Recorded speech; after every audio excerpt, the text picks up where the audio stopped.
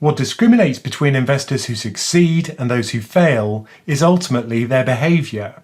While some people are disciplined and have behaviours that work, other people repeat patterns of behaviour which ultimately destroy their wealth. So in this video, we look at how you can learn to shape your own behaviour in order to create habits that make it more likely you'll achieve your long-term investment goals. This video is sponsored by InvestEngine and Invesco. So let's look at how to shape your behaviour to achieve your financial goals in a bit more detail. Now, it's often a good idea to start off with a goal. And the goal for many people when it comes to investment is financial independence. You don't have to work. You've got investments which give you a sufficient income that you can live, hopefully comfortably. So how big does that investment pot have to be? Well, the numbers are quite shocking because you can only withdraw a certain amount per year such that the money doesn't run out before you die. Usually people say that a sustainable withdrawal rate is around 4% of the size of the pot. So each year you take out 4%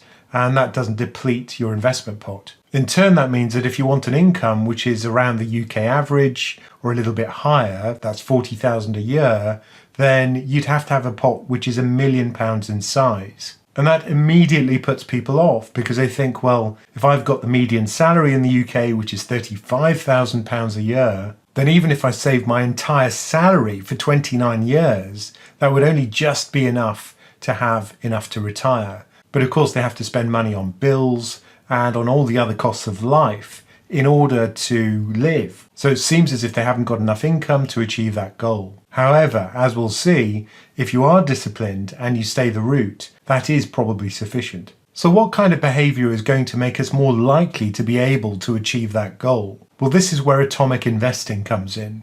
And here I'm borrowing from ideas in a book called Atomic Habits. It's sold over 1 million copies. It's a great book and it's written by James Clear. But when applied to investing, it's incredibly powerful, I think. But the nub of the idea behind the book is that if you have small changes in behaviour, these compound over long periods of time to achieve amazing outcomes. So really all you have to do is to make these small changes in your long-term behaviour. And it upsets me when I see people talking about investing as if it's some kind of gambling game.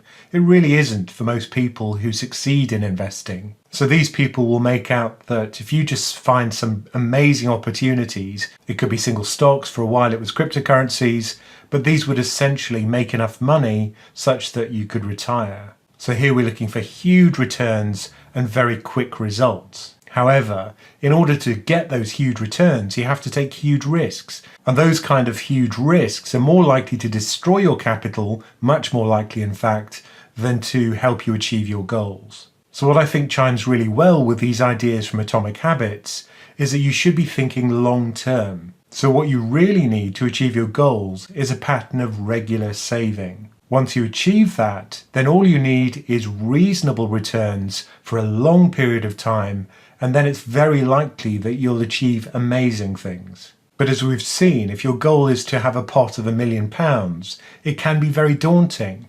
And if you start saving and you see how far away you are from that goal, it's likely to put you off. So simply having a goal is not sufficient, and that's because it's difficult to stick to the behaviour that gets you to the goal. Whereas if you change the systems in your life, this is a point that James Clear makes, then that achieves something visible, a tangible result very quickly. And that reinforces a sense of accomplishment, and it's more likely you'll stick with that behaviour.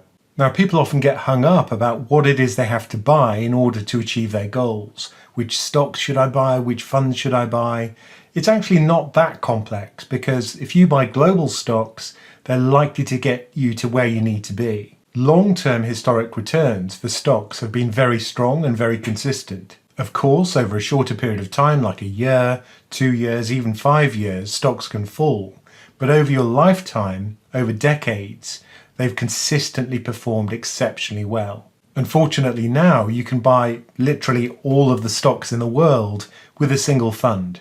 Well, not quite all the stocks in the world, as that wouldn't be practical. For example, the FTSE All-World Index covers 90 to 95% of the investable market capitalisation of global large and mid-cap stocks. And yes, I've only got one ETF in my entire portfolio, my core portfolio. Now, what kind of returns should you expect from a global stock fund? Well, historically, if you look at US stocks, for example, they've returned about 6% above inflation for the last 120 years or so. Not every year, of course. There are often years when stocks fall precipitously, but this is a long-term average. And that's a return above inflation. So they've consistently beaten inflation over a long period of time. Now, if you're getting 6% returns, how long would it take to double your money? Well, with a 6% annual return, it would take 12 years, which seems like a very long time. But once compounding really kicks in, it starts to accelerate. So we go from doubling to trebling our money in another 7 years. So trebling your money would take 19 years. Quadrupling would only take another 5 years. That would take us to 24 years in total. And to dectuple your money, yes, that's a real word, and I had to look it up in the dictionary, that would take 40 years. Now, if you're somebody who's in their 20s and you'll invest until you're 60, every pound that you invest when you're 20 is pretty likely to reach a tenfold multiple by the time they're 60. So the more you can invest and the sooner you invest, the greater the effects of this compounding. But you don't all have to be millionaires at the age of 20 in order to become someone who's very comfortably off, as we'll see. So let's say we assume that 6% return every year and we save, say, £1,000 a month. Now, of course, if we do this for a very long time, that £1,000 will be very easy to come by. Firstly, our salary will probably grow, and also the real value of that £1,000 will be worth a lot less in future. But let's just keep things as simple as possible. Let's say that we have 30 years to achieve our goal, which is financial independence. Well, you can see that if we add up the compounded value of those £1,000 saving instalments over that 30-year period, then yeah, we've pretty much achieved our goal. If we go for 31 years instead, we've beaten the goal. And this is based on a real rate of growth, so it is inflation adjusted. You may be wondering, what if the real rate of return wasn't 6%? What if it was just 5%? Well, now it's going to take a bit longer, of course. Let's try 32 years. Not quite. 33? No. 34? Yes, we've done it. So that just added an additional 4 years. So I hope this shows that you don't need incredibly high returns in order to achieve financial independence. What you do need is consistent behaviour, that £1,000 saving consistently every month for a 30-year period. And the kind of return you'd get with global stocks is sufficient to get you to a pot which is enough for most people. I'd like to thank Invesco and InvestEngine for sponsoring this video. Invesco is a leading global investment management firm offering some of the lowest cost ETFs available on the market, with a total ETF assets under management of over $500 billion. InvestEngine is an award-winning UK investment platform, and the reason why I was first interested in opening an account with them was that members of my PensionCraft community were simply raving about the platform. One of the reasons that community members gave for liking the platform was its low fees. For its ISA, it charges no fees at all if you have a portfolio that you manage yourself. It charges no setup fees, no withdrawal fees, and no dealing fees. InvestEngine offers a wide range of exchange-traded funds, with a list currently standing at over 500 ETFs, including the recently launched Invesco FTSE All-World ETF with ticker FWRG, which offers a simple one-stop solution for investors wanting all-world equity exposure for a fee of just 0.15% per year. You can find it on InvestEngine by looking here, and let's say I wanted a portfolio consisting of global stocks and a money market fund. I can click on Add to Portfolio, create a new portfolio, I add CSH2, this money market fund, and then I just choose the weights, let's say 80%, 20%. Now the portfolio appears in my dashboard and I can invest in it just as if it were a single fund. InvestEngine has features which encourage good habits like regular saving. For example, you can create a regular savings plan, which I'll demonstrate here with my ISA. I can select an ETF like this Invesco FTSE All-World Fund, select Invest Now, and then I can start saving with the savings plan, and that's done on a regular basis. And that produces regular contributions into the portfolio, either weekly, fortnightly, every 2 weeks, or every month. You can also set up portfolios in your account like this one that we did earlier and save into that on a regular basis. And the money's put into that portfolio using the weights that you specified for the portfolio. One of the fiddly things about managing your portfolio is having to rebalance it. As prices change, the weights drift away from your targets. In InvestEngine, this becomes very easy by selecting portfolio options, then clicking on Rebalance Portfolio. This automatically generates the trades to rebalance your portfolio to your target weights. Do check out InvestEngine's education series for further content. I'm working alongside InvestEngine to make some of those videos. As a viewer of PensionCraft, you get a welcome bonus of up to £50 if you invest in excess of £100. Terms and conditions apply. And to learn more about that, simply click on the link in the description. So how can we build a saving habit? Well, it pays to understand how habits are formed, and according to James Clear, there are 4 steps in the process. The first one is the cue, so that might be something that happens every day. You get home from work, say. The second is you have a craving. Maybe you want a bottle of beer just to help you chill after a stressful day. So the response is you go to the fridge, you open up a bottle of beer, and the reward is that you get to relax. You feel more relaxed after you've drunk the beer. But what really forms the habit is the reinforcement between the reward, feeling good after you've drunk the beer, and the actual cue which triggered it. Mentally, you build a link between the two, such that eventually, after you get home from work, you'll automatically go to the fridge and get a bottle of beer. Now, when it comes to investing, I think the real problem is that the cues are very unreliable usually. For example, your friends could be buying a stock because they think it's cool, or it's a hot stock, or it's something to do with the latest fad. So you'll go out and copy what they do. But often this means buying into a bubble, and if you do that, you'll underperform. Another cue might be the fact that markets are just rising quickly, and you want to get in on the action.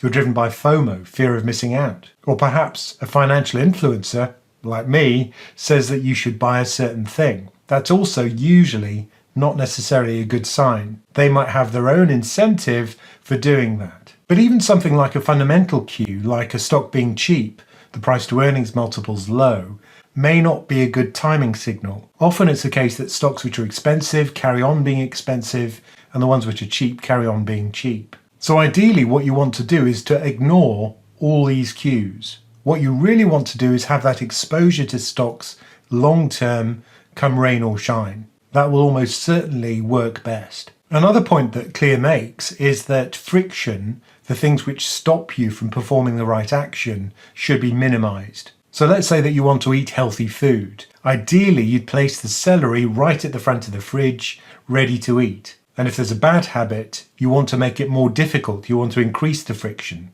If you've got donuts, you want to put them at the highest point in the cupboard where you can't reach them easily, or maybe get rid of them altogether. Personally, my weakness, cheesy Wotsits. But when it comes to investing, what you want to do is to make investment, regular investment, easy. So ideally what you do is to automate your investments. Because then what happens is that there's no intervention required on your part. Once you set up the automated investing, that's it. It carries on forever. This is great because it stops you doing crazy stuff, like holding money back from the market when you think markets are going to crash, or getting too enthusiastic during a rally. Money will just instead steadily drip into your account as you earn it. So instead of market timing, you ensure that you have as much time in the market as possible. So timed buying stops market timing. Maybe you also want to consider creating some kind of reward for yourself. So every month when the money goes into your account, buy yourself a little present, a cup of coffee, some kind of treat. Or maybe once you reach a certain return goal, that's when you buy your treat. Also, it's worthwhile looking back after a long period of time